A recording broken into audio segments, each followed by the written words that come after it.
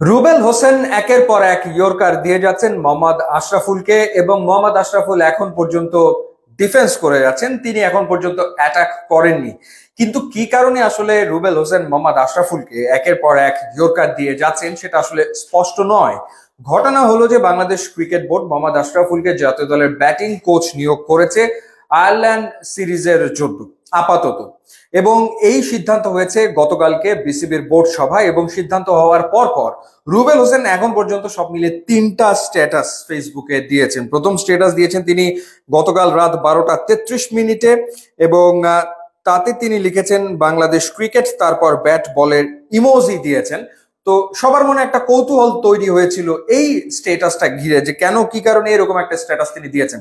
এরপর রাত 2টা 8 মিনিটে রুবেল হোসেন দ্বিতীয় পোস্ট করেন ফেসবুকে, এবং তিনি লেখেন যে দায় মুক্ত হলো ক্রিকেট বোর্ড। এরপর ইংরেজিতে লিখেছেন বাংলাদেশ এবং ব্যাটিং কোচ। তখন আসলে সবাই বুঝতে পারে যে মোহাম্মদ আশরাফুলকে যে ব্যাটিং কোচ নিয়োগ করা হয়েছে সেই প্রসঙ্গেই তিনি আসলে কিছু একটা বলতে চাইছেন বা কিছু একটা লিখছেন।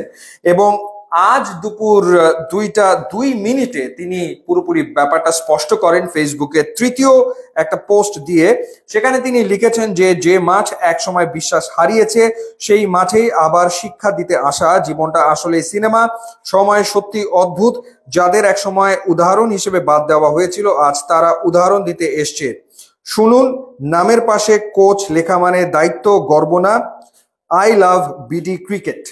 তো স্পষ্টতই ইঙ্গিত করেছেন মোহাম্মদ আশরাফুলকে। এক সময় ম্যাচ গড়াপেটার কারণে মোহাম্মদ আশরাফুল ক্রিকেটেই নিষিদ্ধ হয়ে গিয়েছিলেন, সেটা বিপিএল এর ঘটনা। তো সেটির ইঙ্গিত ছিল রুবেল হোসেনের এই তৃতীয় পোস্টে। এবং একরকমের বলা যায় যে খোঁচাই তিনি দিয়েছেন বাংলাদেশ ক্রিকেট বোর্ডকে। যদিও বিসিবির পক্ষ থেকে পরিচালক আব্দুর রাজাক বলেছেন যে মোহাম্মদ আশরাফুল তিনি আসলে কাজ করছেন কোচিং পেশায় বেশ কিছুদিন ধরে, এবং তিনি লেভেল 3 কোর্স করেছেন, এবং এই কারণেই তাকে এই নিয়োগ আসলে দেওয়া হয়েছে। ঘটনা যেটা হলো যে রুবেল হোসেন কিন্তু মোহাম্মদ আশরাফুলের ক্যাপ্টেন্সিতে 5টা ওয়ানডে ম্যাচ খেলেছেন। 5টা ম্যাচে রুবেলের ক্যাপ্টেন ছিলেন মোহাম্মদ আশরাফুল, এবং তখন আসলে তাদের সম্পর্ক খুব একটা সুখকর ওরকম কিন্তু ছিল না। এবং এরপর বিপিএল এ যেবার ঢাকা গ্ল্যাডিয়েটার্স চ্যাম্পিয়ন হয় চিটাগং কিংসকে হারিয়ে, সেই ঢাকা গ্ল্যাডিয়েটার্স এ ছিলেন মোহাম্মদ আশরাফুল এবং চিটাগং কিংস এর হয়ে খেলেছিলেন রুবেল হোসেন। ফাইনাল ম্যাচে রুবেল 4টা উইকেটও নিয়েছিলেন এই মোহাম্মদ আশরাফুলদের বিপক্ষে। 44 রান তিনি খরচা করেছিলেন, 4 উইকেট তিনি নিয়েছিলেন, এবং ম্যাচটা ঢাকা গ্ল্যাডিয়েটার্স জিতেছিল, তারা চ্যাম্পিয়ন হয়েছিল। এবং ওই আসরেই তো নানা ঘটনা ঘটে, এই ম্যাচ গড়াপেটার অনেক ঘটনা ঘটে, এবং তখনও আসলে মোহাম্মদ আশরাফুলের সাথে রুবেল হোসেনের on field and of the field বেশ কিছু ইস্যুস ছিল। তো সেটির কারণেই হয়তো এতদিন পরে এরকমটা তিনি লিখেছেন, অনেকেই সেটা আসলে মনে করছেন। আবার নেটিজেনদের কারো কারো মন্তব্য দেখলাম যে আলোচনায় থাকার জন্য রুবেল হোসেন মূলত আসলে ফেসবুকে এই ধরনের স্ট্যাটাস তিনি দিয়েছেন, এবং ইদানিং কালে এই ধরনের স্ট্যাটাস তিনি মাঝে মধ্যেই দিয়ে থাকেন। তিনি দিতেই পারেন, বাংলাদেশ জাতীয় দলের সাবেক ক্রিকেটার তিনি, সুতরাং ক্রিকেট সম্পর্কিত যে কোনো বিষয়ে তার মতামত মন্তব্য তিনি ফেসবুকে তুলে ধরতেই পারেন, তাতে আসলে দোষের কোনো কিছু নেই।